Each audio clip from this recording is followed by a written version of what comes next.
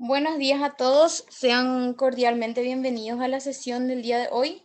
El día de hoy nos toca analizar dos aspectos que serían el módulo 3 y el módulo 4, los cuales ya se encuentran enteramente en la plataforma, en lo que concierne a los materiales en PDF, los cuales ustedes pueden descargar y acceder a la misma información que yo les voy a compartir a través de la reunión, ¿sí? Bueno, como punto uno, me gustaría recordarles que tienen habilitados todas las revisiones hasta el módulo 3 con fecha de finalización al domingo 17, ¿sí? Hasta las 23. Supuestamente nosotros teníamos que habilitar eso hasta el viernes.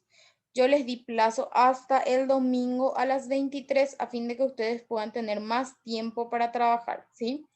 Tienen en la unidad 2 una revisión y una tarea. En la unidad 3 una revisión y una tarea. Y en la unidad 1 tienen solamente una revisión. Tanto unidad 1 como unidad 2 y unidad 3 tienen foros, ¿está bien? Es importante que completen sus foros porque de ese modo vamos a registrar la asistencia de ustedes, ¿está bien? Entonces, vamos a los días que no venimos aquí, entonces vamos a registrar la asistencia desde allí, ¿sí? Iniciamos entonces con la unidad 3 de educación financiera. Dentro de este módulo ustedes tienen una tarea. Voy a tratar de prepararles un tutorial sobre la tarea y les voy a remitir vía grupo de WhatsApp y también voy a subir en la plataforma a fin de que ustedes puedan comprender la amplitud de esa tarea y qué es lo que necesitamos nosotros como equipo CDE, que ustedes tengan conocimientos de este módulo 3 en particular. Reitero algo que ya había mencionado ayer. Ustedes necesitan estar siempre, ¿sí? En las clases virtuales. ¿Por qué? Porque esto va a hacer que ustedes puedan necesariamente en las clases presenciales comprender el contenido que se va a desarrollar. ¿Está bien? Entonces sería ideal que ustedes presten la atención debida. Si necesitan tomar nota, pues tomen nota de lo que damos aquí, porque esto sería lo que ustedes van a tener en las presenciales activadas. ¿Está bien? O sea, es decir, lo que van a dar en las presenciales en forma práctica con los compañeros que van a ser presenciales. ¿Está bien? Entonces es importante que ustedes tengan los conocimientos y también que completen todas las revisiones sobre eso. Bueno, primeramente entonces, dentro de este módulo 3, vamos a analizar qué son las finanzas, ¿sí? Entonces, al hablar primeramente de finanzas, necesitamos hablar de lo que sería una meta financiera. Un chiquito más adelante. Sí, bueno, hablamos de finanzas primeramente. Se refiere entonces a una rama de la administración y de la economía que estudia el intercambio de capital entre los individuos, empresas o estados, ¿sí? Con la incertidumbre y el riesgo que estas actividades conllevan. Entonces, se dedica al estudio de la obtención del capital para la inversión en bienes productivos y de las decisiones de inversión de los ahorradores. Es decir, que las finanzas nos permiten a nosotros también en algún momento cultivar la cultura del ahorro, ¿sí?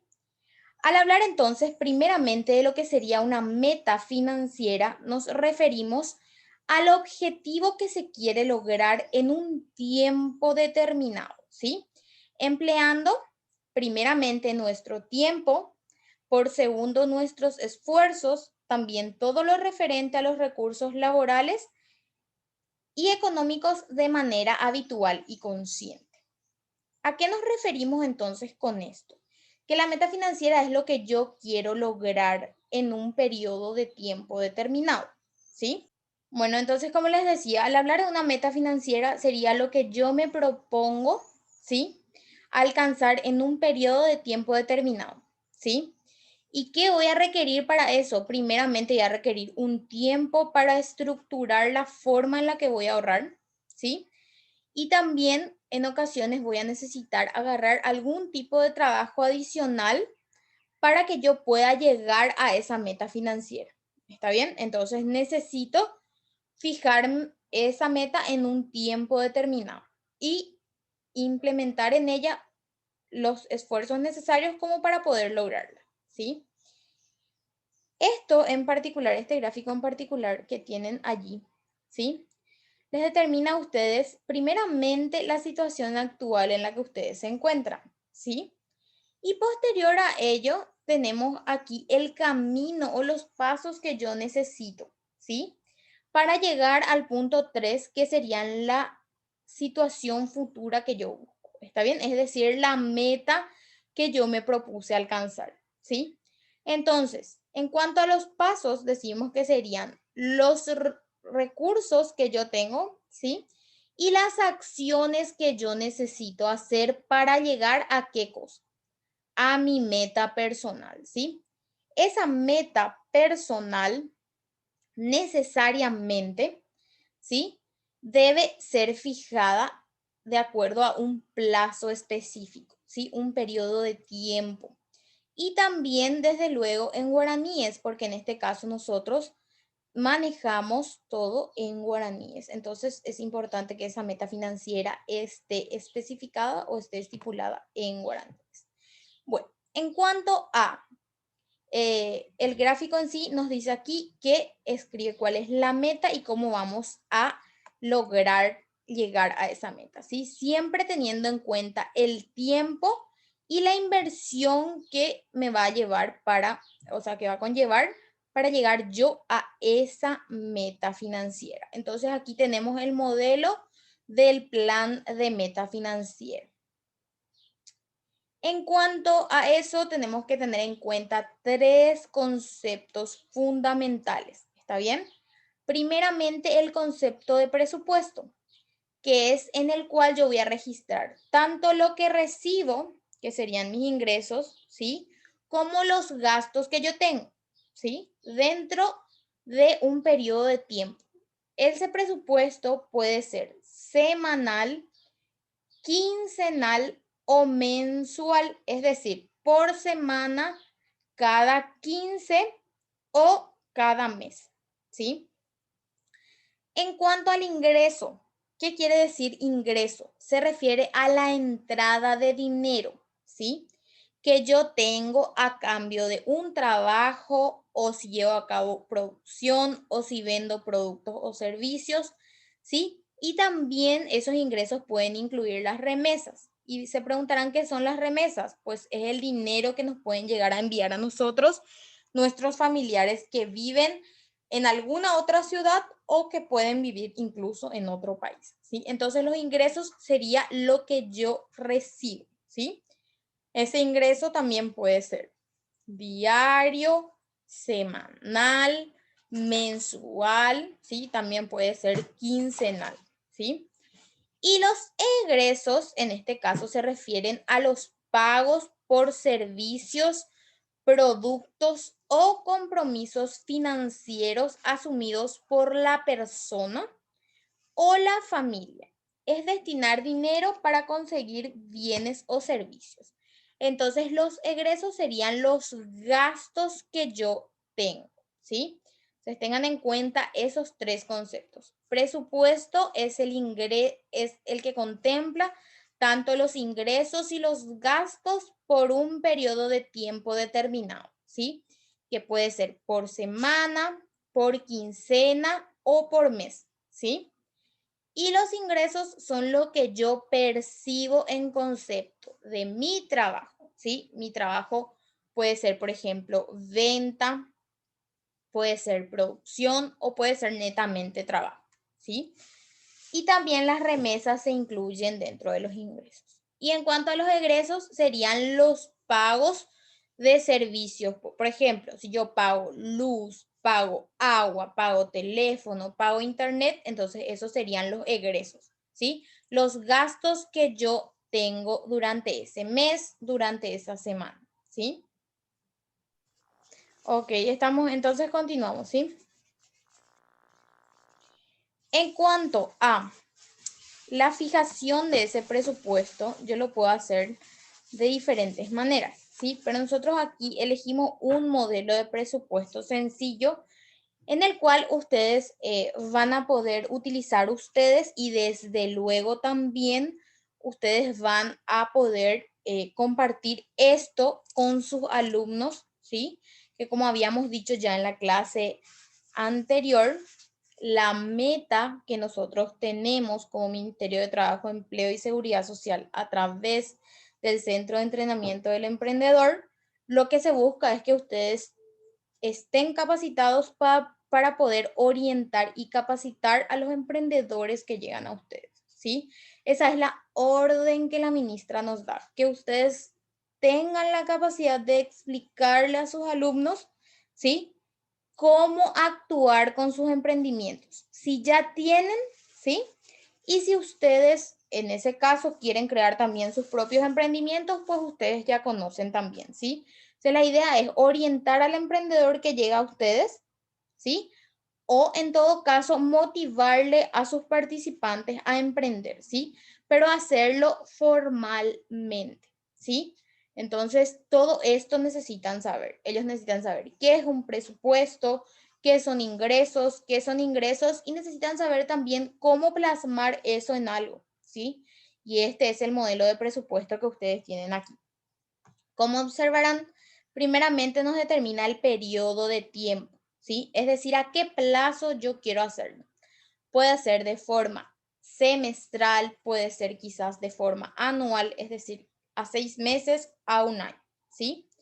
En cuanto a los ingresos, aquí se van a especificar todo lo que nosotros ganamos en el mes. ¿Está bien? Por ejemplo, nosotros trabajamos como instructores. Bueno, aquí se estipula específicamente el salario que percibimos como instructor. Aparte de ello, yo puedo vender quizás cosméticos. Ok, ese también es un ingreso adicional que yo tengo.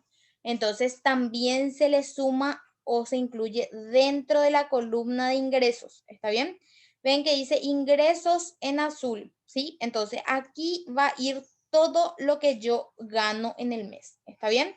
Una vez que yo tenga todo estipulado, entonces voy a sumar y acá sería toda mi sumatoria de ingresos. ¿Está bien? Es decir, todo lo que yo percibo en ese mes o lo que percibí en esos meses, ¿sí? Dependiendo de cómo ustedes configuren su periodo de tiempo. En cuanto a los gastos, sería en qué yo gasto y cuánto gasto. ¿Por qué les digo en qué y cuánto? Porque yo tengo que especificar luz, 230.000, agua, 60.000, ¿sí? Teléfono, 120.000, ok. Yo estoy especificando en qué estoy gastando, ¿sí? No puedo poner números solamente porque obviamente podría decir, ah, ¿en qué era que gasté ese? Y no voy a recordar, ¿sí? Entonces necesito especificar en qué gasté, ¿sí? Esos gastos se van a subdividir, ¿sí? Entre los gastos necesarios, ¿sí? Que son indispensables, en este caso, o que yo necesito en algún punto, los gastos obligatorios, los que necesariamente debo pagar, ¿sí? Los gustos que yo puedo darme, un helado el fin de semana, ¿sí? Viajar hasta una ciudad cercana el fin de semana, son ya gustos, ¿sí? Después debo especificar necesariamente los gastos inesperados, es decir, me dolió la cabeza y tuve que comprar medicina. Es un gasto inesperado, ¿sí? Me enfermé, me corté, tuve que irme al hospital, pues ese es un gasto inesperado. Tuve que comprar medicina, también es un gasto inesperado, ¿sí? Entonces, serían los que no son obligatorios ni necesarios, pero que por determinada circunstancia tuve que gastar, ¿sí? Y en caso de que sean ustedes emprendedores o sus alumnos sean emprendedores, también se deben especificar los gastos del negocio. Por eso ven que ahí donde dice gastos del negocio, tiene un asterisco. ¿Por qué? Porque eso va a depender si tienen o no un emprendimiento, ¿sí? Lo mismo que en los ingresos. Una vez que ustedes tengan todos registrados sus gastos, aquí abajo van a registrar el total. Es decir, van a sumar cada uno de sus gastos y obtendrían el total, ¿sí? Entonces, el modelo de presupuesto consiste en estipular un periodo de tiempo, registrar todos los ingresos y sumarlos y registrar todos los gastos y sumarlos. ¿Está bien? Si no podemos hacer la subdivisión de los gastos, bueno, pues colocamos en gastos hasta el último chicle que compramos y registramos chicle, el precio, sumamos todo y ya tenemos los gastos. ¿Está bien? Sin necesidad de subdividir. La idea es que conozcamos cómo estructurar. ¿Está bien? Ok. ¿Hasta aquí alguna pregunta?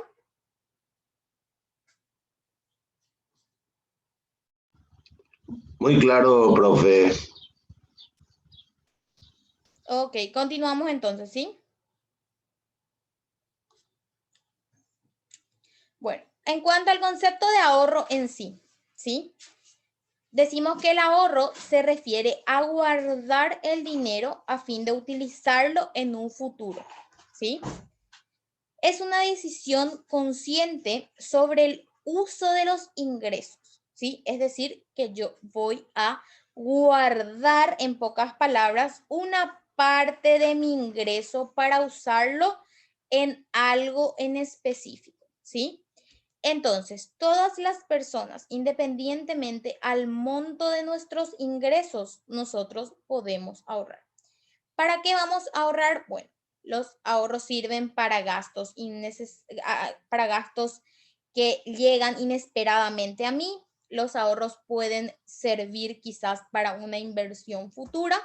Yo puedo ahorrar para diferentes motivos. ¿Está bien? Ustedes después seleccionan también quizás a dónde destinar ese ahorro, ¿sí? En cuanto a los tipos de ahorros, el tipo de ahorro, podemos hablar de dos tipos, ¿sí? El ahorro formal y el ahorro informal, ¿sí? ¿Cuál es la ventaja que yo tengo al tener un ahorro formal? Primeramente, la seguridad del mismo, que yo pueda generar generar intereses a favor mío, ¿sí? Y también que ese ahorro está resguardado por el BCP. ¿Dónde creen que se realiza el ahorro formal?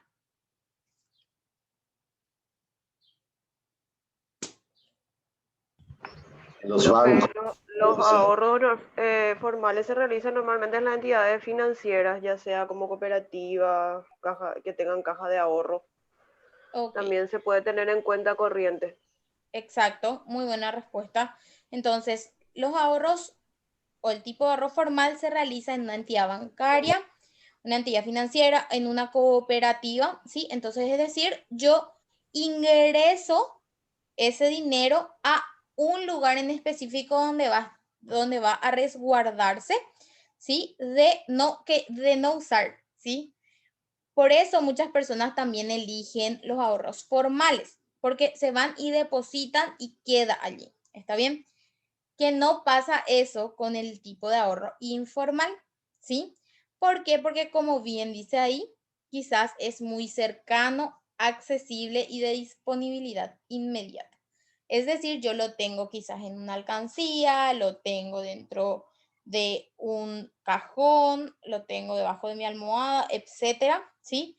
Entonces, al ser un tipo de ahorro informal, hace que yo lo pueda gastar más rápido. ¿Está bien? Entonces, eso hace que también yo quizás disminuya mis ahorros en un plazo menor que el que yo me puse, ¿sí? Es decir, que la meta que yo tenía. Bueno, hasta aquí alguna consulta.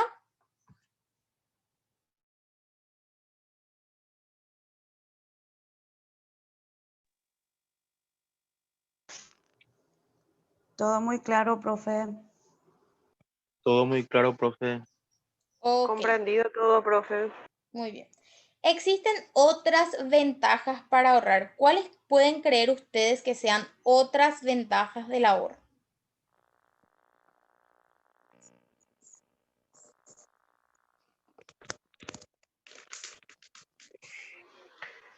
Profe, si es una de las ventajas del ahorro formal, luego más que nada es la capitalización de intereses. Es decir, que lo que vos pones podés generar un poquito más. Que esa es una de las primeras ventajas, ¿verdad? Ok. Más interesantes al menos. Exactamente, que ya me posibilita a mí de algún modo poder visualizar y generar un interés por ese ahorro que estoy haciendo. ¿Está bien? Entonces, esa puede ser también una ventaja del ahorro. Ahora, vamos a continuar. Entonces, serían otras ventajas del ahorro. Ahora, ¿cuál es el concepto que tenemos de un plan de ahorro? Es cuando una persona, ¿sí?, se propone alcanzar una suma de dinero y decide conscientemente organizarse para guardarlo de forma constante hasta llegar a la meta, ¿sí? Es decir, que yo me propongo una meta de ahorrar 100.000 mensual, ¿sí? O 100.000 por mes, ¿sí? Entonces yo ya tengo ese plan de ahorro, es decir, una especificación concreta, ¿sí?, de cuánto voy a ahorrar por mes. Pero hay que tener en cuenta que ese monto, ¿sí?, que yo o esa suma de dinero en específico que yo me propongo ahorrar tenga directa relación con mi salario o con todos los ingresos que yo tengo, ¿sí? Y ahora vamos a ver cómo voy a determinar eso. Entonces, aquí tenemos un método para un plan de ahorro. Primeramente vamos a definir la meta, que sería a dónde quiero llegar, ¿sí? Entonces, ¿cuál es mi meta? Como punto 2 sería el plazo, ¿sí? Que puede ser a corto o largo plazo. Es decir, para cuándo yo quiero llegar a ese monto, ¿sí? O a esa meta que me propuse. El valor del dinero, ¿sí? ¿Cuántos guaraníes me va a costar de forma diaria, semanal o mensual llegar a esa? ¿Sí? Entonces, también tengo mis recursos, ¿sí? O sea, ¿qué es lo que yo tengo para llegar a eso? Y aquí se van a registrar, como bien dice aquí, mis ingresos, es decir, lo que yo percibo, ¿sí? Y en el quinto voy a determinar cómo, ¿sí?, voy a ahorrar. Si lo voy a hacer por día, por semana o por mes y cuántos guaraníes voy a ahorrar, ¿sí? Entonces, ese sería el modelo. Ahora, necesitamos también definir lo que es crédito, ¿sí? El crédito necesariamente se refiere a la obtención de dinero o bienes en el presente, ya sean de instituciones financieras o de particulares, ¿sí? El cual necesariamente debemos pagar en el futuro. Es decir, siempre que yo obtenga un crédito, necesariamente voy a tener que pagar, ¿sí? Y por lo general voy a tener que pagar más, ¿sí o no? Siempre que yo saque un crédito voy a tener que pagar no solamente el valor, sino más, ¿sí? Más del valor que yo presté. Ahora, dentro de esto tenemos dos conceptos a considerar, ¿sí? Que sería el deudor y el acreedor. ¿Quién es el deudor? Es la persona quien toma o adquiere un crédito o préstamo, ¿sí? El que pide, entonces, necesariamente es el deudor. Y el acreedor es la persona que otorga el crédito o préstamo. Por ejemplo, el banco, ¿sí? Puede ser el acreedor, es decir, la persona que nos da el crédito o préstamo, ¿sí? Tenemos conceptos de deudor y acreedor. Y aquí entra un concepto importante que sería la capacidad de pago, ¿sí? En cuanto a la capacidad de pago, nos referimos a que son los recursos que una persona tiene, ¿sí?, para cumplir con un compromiso de acuerdo a un plazo de préstamo que desea tomar. En este caso, es decir, hasta cuánto yo puedo pagar, ¿sí? Que lo que dice ahí es hasta cuánto yo me puedo endeudar, ¿sí? Y si se supera ese monto, se tiene un sobreendeudamiento. Es decir, yo estoy debiendo más de lo que puedo pagar, en pocas palabras y en términos más sencillos, ¿sí? Entonces, ¿cómo yo voy a calcular la capacidad de pago? ¿Sí? Vamos a utilizar algo sencillo y rápido. Ustedes van a tener sus ingresos, que en este caso serían 2.500.000 ¿Cuáles serían los gastos que tienen? 2.250.000. Entonces, ¿cuál es mi saldo? 250.000. Mi capacidad de pago va a ser el 50% de mi saldo. Es decir, si me sobra 250.000, yo me puedo endeudar única y exclusivamente por 125.000. ¿Sí? Sería la mitad del saldo. Restan de sus ingresos los gastos, les queda un saldo y el 50% de ese saldo es la capacidad de endeudamiento. ¿Sí? Por eso dice que el porcentaje para el cálculo de la capacidad de pago puede variar, pero nosotros estamos dando este modelo que sería el 50% del saldo. Ese sería un endeudamiento responsable, ¿sí? ¿Alguna consulta hasta este punto?